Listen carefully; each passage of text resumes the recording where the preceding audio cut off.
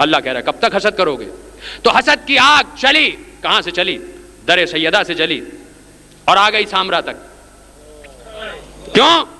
اس لیے کہ دنیا کو معلوم ہے کہ کبھی بھی انہوں نے اپنے کو فقر سے الگ نہیں کیا، غربت سے الگ نہیں کیا، لیکن جس کو جب چاہتے ہیں ایسے ایسے قیمتی جواہرات، سونا چاندی عطا کر دیتے ہیں۔ 70,000 قیمتی اینٹوں سے بنا تھا گنبد۔ ہر بادشاہ نے کوشش کی کہ اپنی مملکتوں کے سونے لا کر اہل بیت کے قدموں میں ڈھیر کر دیں۔ 70,000 سونے کی اینٹیں لگی تھیں سامرا میں۔ سب سے بڑا گنبد تھا، اس لیے سب سے بڑا گنبد تھا کہ 4 مرقدیں ہیں نیچے، 4 قبریں ہیں، اس لیے سب سے بڑا گنبد تھا۔ ایک میرے وقت کے امام کا باپ، ایک میرے وقت کے امام کا دادا، ایک میرے وقت کے امام کی والدہ، ایک میرے وقت کے امام کی پھوپھی، 4 قبریں، اس لیے بڑی زری، اس لیے بڑا گنبد۔ اور اتنا حسین ترین گنبد، خدا کی قسم جس نے زیارت کی ہے وہ فوراً پہنچ جائے گا، میلوں دور سے چمکتا ہوا نظر آتا تھا، اور ایسا معلوم ہوتا تھا کہ ایک آفتاب زمین پر چمک رہا ہے، ایک آفتاب آسمان پر چمک رہا ہے۔ لیکن میر انیس نے کہا تھا جب آیا ہے عباس کا علم، عباس علم لے کے آئے ہیں میدان جنگ میں تو پنجہ چمک رہا ہے، تو میر انیس کہہ رہے ہیں پنجہ ادھر چمکتا تھا اور آفتاب ادھر، پنجہ ادھر چمکتا تھا اور آفتاب ادھر، اس کی ضیا تھی خاک پر، لو اس کی عرش پر۔ ارے ان میں اور سورج میں فرق یہی ہے، سورج زمین کو چمکاتا ہے، یہ آسمان کو چمکاتے ہیں، یہ سورج کو روشنی بخشتے ہیں۔ تو ایسا معلوم ہوتا ہے کہ ایک سورج اوپر چمک رہا ہے، ایک سورج یہاں چمک رہا ہے، کہ آفتاب کو شرما دے۔ تو کبھی غور تو کرو، دیکھتے ہو تصویریں کہ کیسا اکیلا ہے امام۔ کیوں؟ اس لیے کہ اجداد کی قبریں دب گئیں ملبے میں، تو کھڑا ہے تمہارا امام وہاں اور اینٹیں ہٹا رہا ہے، اینٹیں ہٹا رہا ہے، صاف کر رہا ہے ملبہ، اور پکار رہا ہے۔ بس جس کے کانوں تک صدا پہنچ رہی ہے وہ لبیک کہہ رہا ہے، لبیک کہہ رہا ہے۔ اور لبیک کیا ہے؟ لبیک کیا ہے؟ خود امام نے بتایا کہ میری صدا کا لبیک کیا ہے۔ کیا ہے لبیک؟ یہ نصرت کیا ہے کہ میں تمہیں پکاروں تو تم میری نصرت کیسے کرو؟ بعد حسین جب کچھ لوگ قید تھے اور ان کو قید سے رہائی ملی، بہت سے محبان حسین، جب وہ باہر آئے انہوں نے سنا کہ حسین کا سر کٹ گیا اور گھر والے سب شہید ہو گئے، تو آپس میں ایک دوسرے سے انہوں نے کہا کہ ہائے غضب، ہم حسین کی نصرت نہ کر پائے، ہمارے وجود پر طف ہے کہ ہم زندہ رہ جائیں اور حسین فرزند فاطمہ اس دنیا سے چلا جائے۔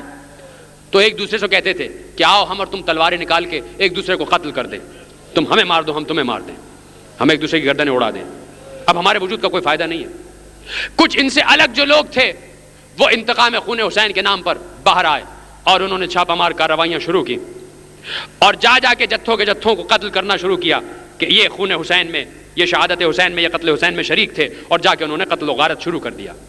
میرے چوتھے امام تک یہ بات پہنچی، چوتھے امام نے کہا بلا کے لاؤ ان لوگوں کو میرے سامنے۔ وہ تمام لوگ خدمت امام میں آئے، امام نے کہا کیا کرتے ہو؟ کہا مولا خون حسین کا انتقام لے رہے ہیں، نصرت کرنا چاہتے ہیں آپ کی اور حسین کی۔ کہا خون حسین اتنا سستا نہیں ہے کہ تم جیسے عام انسان خون حسین کا انتقام لیں، خون حسین کا انتقام اللہ لے گا، منتقم وہ ہے۔ کہا مولا ہمارے دلوں میں آگ لگی ہے، کیسے بجھائیں؟ نصرت کرنا چاہتے ہیں۔ کہا تو ہم تمہیں طریقہ بتاتے ہیں نصرت کا، تمہیں طریقہ بتاتے ہیں دشمن سے انتقام لینے کا، اور وہ طریقہ کیا ہے؟ وہ طریقہ یہ ہے کہ تلواریں پھینک دو اپنے ہاتھوں سے، پھینک دو یہ تلواریں جو تمہارے ہاتھوں میں۔ انہوں نے تلواریں پھینکی، کہا یہی ہاتھ اٹھاؤ اور اپنے سینے پر مارو اور کہو ہائے حسین، ہائے حسین کہو۔ کہا خدا کی قسم یہ ہاتھ تو تمہارے سینے پر پڑے گا لیکن اس کی دھمک دشمن کے سینے پر ہوگی، حسد وہ کرے گا، ڈرے گا وہ، خوف اس کو محسوس ہوگا۔ تو تمہارا امام بلا رہا ہے، آوازیں بلند کرو ہائے حسین، مولا ہم نصرت کے لیے تیار ہیں، مولا بس آپ اذن دیں کہ زمین اپنے فاصلے طے کرے اور ہم چشم زدن میں آپ کے پاس پہنچ جائیں، مولا وہاں سے ہمیں آواز دیجئے تو ہم لبیک کہہ رہے ہیں، اور ہم تو مولا مستقل لبیک کہتے ہیں، جہاں ہم مجلس حسین میں بیٹھ جاتے ہیں مولا ہم لبیک ہی تو کہتے ہیں، مولا ہم آپ کی نصرت کے لیے تیار ہیں۔ اسی لیے لکھا ہے خدا کی قسم کہ جب ظہور ہوگا تو دن ہوگا جمعے کا اور عاشور کا دن ہوگا۔ جب عاشور کا دن ہوگا تو میرا وقت کا امام کعبے کی پشت سے ٹیک لگا کے زار و قطار روتے ہوئے کہے گا اور جبریل آ کے آواز دے گا کہ اے دنیا والو مہدی کا ظہور ہو گیا، آنے والا آ گیا، انتقام خون حسین لینے والا آ گیا۔ تو اب میرا مولا عصر عاشور جب اعلان کرے گا تو سوچو خود بھی تو عزادار ہوگا، خود بھی تو اس دن ماتمدار ہوگا۔ میرے امام زمانہ کے سر پر اس دن امامہ نہیں ہوگا، پیر میں نالین نہیں ہوگی، اس لیے کہ وہ دن عاشور کا دن ہے، اور وہ عاشور کا دن کہ جب حسین کا گلا تن سے کاٹ دیا گیا۔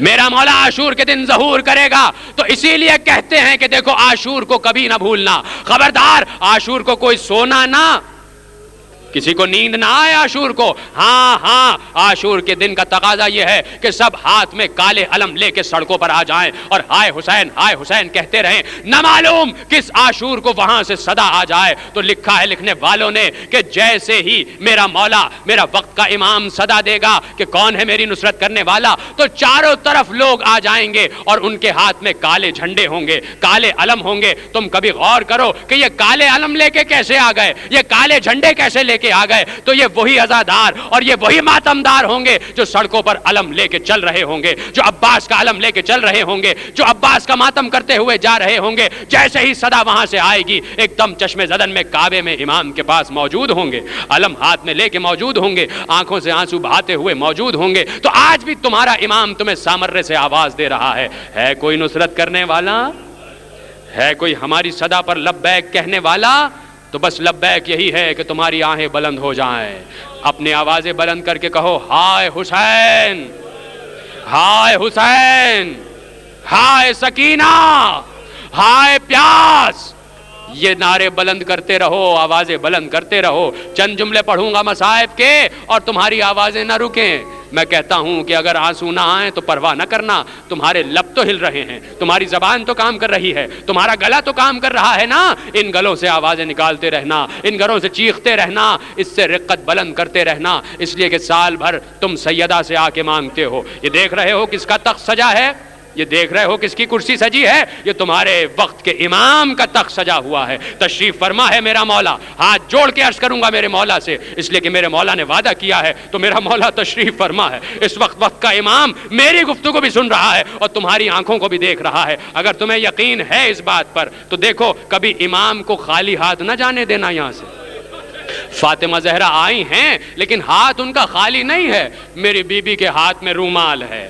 دیکھو رومال سیدہ کا خالی نہ جائے، خشک نہ جائے۔ تم سال بھر امام سے مانگتے ہو، تم سال بھر سیدہ سے مانگتے ہو، بس وہ چند دن آتی ہیں مجلسوں میں، انہیں تم سے کچھ نہیں چاہیے، بس دو موتی چاہیے جو تمہاری آنکھوں سے ٹپک جاتے ہیں۔ وہ سیدہ کہ جو ایک لمحے کے لیے بھی حسین کی عزاداری سے غافل نہیں ہوئی۔ کہتے ہیں کہ جب حسین قبر سیدہ پر آئے، رخصت ہونے کے لیے آئے، 28 رجب کو قبر سیدہ پر آئے تو قبر سیدہ پر رخسار رکھ کے کہا اماں حسین جا رہا ہے، اماں حسین مدینہ چھوڑ رہا ہے۔ یہ کہتے کہتے بے ہوش ہو گئے، تھوڑی دیر کے بعد اٹھے اور پھر قبر سے سر ٹکرانا شروع کیا۔ کہتے ہیں کہ قبر سیدہ ہلنے لگی اور آواز آئی حسین تو تنہا نہیں جا رہا، یہ غریب ماں بھی تیرے ساتھ ساتھ جائے گی۔ تو لکھا راویوں نے، لکھا مقاتل نے کہ حسین کی ماں کہیں بھی حسین سے جدا نہ رہی۔ تو کہتے ہیں ہلال ابن نافع کہتے ہیں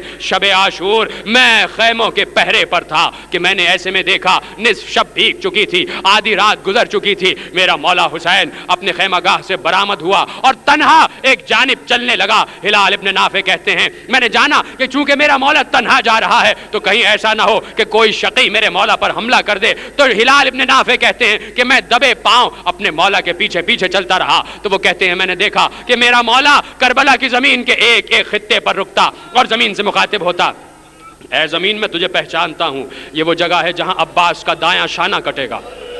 تھوڑا آگے بڑھتے کہتے ہیں زمین میں تجھے پہچانتا ہوں، یہ وہ جگہ ہے جہاں میرا عباس کا بایاں شانہ کٹے گا۔ آگے بڑھتے ہیں کہتے ہیں اے زمین میں تجھے بھی پہچانتا ہوں، یہ وہ جگہ ہے جہاں قاسم کی لاش پامال ہو جائے گی۔ تھوڑی آگے بڑھے کہا اے زمین اے مقتل میں تجھے پہچانتا ہوں، یہ وہ جگہ ہے جہاں میں علی اکبر کے سینے سے برچھی دیکھوں گا۔ برچھی کھینچوں گا. آگے بڑھتے جا رہے ہیں کہ ایک مقام پر ہلال ابن نافع کہتے ہیں کہ ایک نشیب آیا اور میرا مولا نشیب میں اتر گیا. ہلال کہتے ہیں اب مجھے میرا مولا نظر نہیں آ رہا اور میں مولا کو دیکھ نہیں پا رہا. وہ کہتے ہیں کہ میں تھوڑا اور آگے بڑھا. جب میں آگے بڑھا تو میں نے محسوس کیا کہ میرا مولا حسین کسی سے گفتگو کر رہا ہے, کسی سے بات کر رہا ہے اور وہ بات کہہ رہا ہے. تو جب یہ بات کہتا ہے تو وہاں سے بھی آواز آتی ہے. تو ہلال کہتے ہیں میرے مولا نے کہا اماں میں آ گیا, اماں فاطمہ میں آ گیا, اماں آپ کہاں ہیں؟ ہلال کہتے ہیں میں نے آواز سنی خدا کی قسم کہ ایک بی بی کی آواز آئی, حسین میں تو 2 محرم سے موجود ہوں, بیٹا اپنے بالوں سے تیرے مقتل کی خاک جھاڑ. سیدہ نے کہیں تنہا نہیں چھوڑا, تمہاری آوازیں نہ رکیں. سیدہ نے کہیں تنہا نہیں چھوڑا. یہ تو حسین کی زندگی تک تھا نا, لیکن زندگی کے بعد بھی قافلہ حسینی کو تنہا نہیں چھوڑا.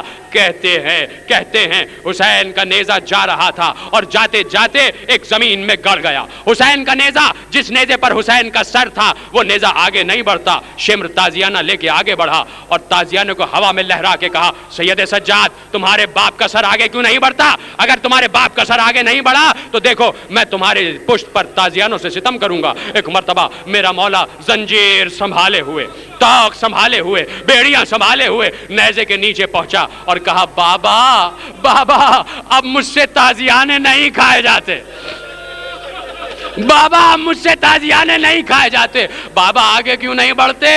کہا سید سجاد تمہاری بہن میری بیٹی سکینہ راستے میں گر گئی, سکینہ اونٹ سے گر گئی. سید سجاد جب تک سکینہ نہیں آئے گی میں آگے نہیں بڑھوں گا. سید سجاد نے پھوپھی زینب کو دیکھا, پھوپھی ام کلثوم کو دیکھا. ایک جانب ام کلثوم بڑھی, ایک جانب زینب بڑھی. زینب آواز دیتی ہوئی بڑھی سکینہ بیٹا کہاں ہو, بیٹا سکینہ کدھر ہو, بیٹا پھوپھی آواز دے رہی ہے, بیٹا آواز دو کہاں ہو. کہتے ہیں کہ چلتے چلتے چلتے چلتے زینب ایک نشیب میں پہنچی. دیکھا ایک برقع پوش بی بی ہے جس کی آغوش میں سکینہ بہت آرام سے سو رہی ہے.